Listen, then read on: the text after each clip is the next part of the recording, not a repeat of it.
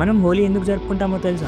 So దీనికి మెయిన్గా 3 stories ఉన్నాయి. ఫస్ట్ స్టోరీ, కృష్ణుడు చిన్న వయస్సులో ఉన్నప్పుడు తను నల్లగా ఉన్నాడని రాధ ఇష్టపడుతుందో లేదో అని నిరాశ చెందుతాడు. దీని గురించే యశోదకు చెప్తే అప్పుడు యశోద నువ్వు వెళ్ళి రాధకు కూడా రంగు పూయి అని సలహా ఇస్తుంది. తను రాధకు రంగు పూయడం చూసి బృందావనంలో పిల్లలు ఒకరికొకరు రంగులు పూసుకుంటారు. దీన్నే ఇప్పుడు హోలీ అని అంటున్నాం. సెకండ్ స్టోరీ, శివుడు సతీదేవి చనిపోయాక డీప్ మెడిటేషన్ లో ఉంటాడు. తనని మేల్కొల్పడానికి పార్వతీదేవి కామదేవుని సహాయం అడుగుతుంది. కామదేవుడు ప్రేమ బాణాన్ని శివునిపై వేస్తే శివుడు తన మూడో కన్ను తెరవడంతో కామదేవుడు భస్మమైపోతాడు.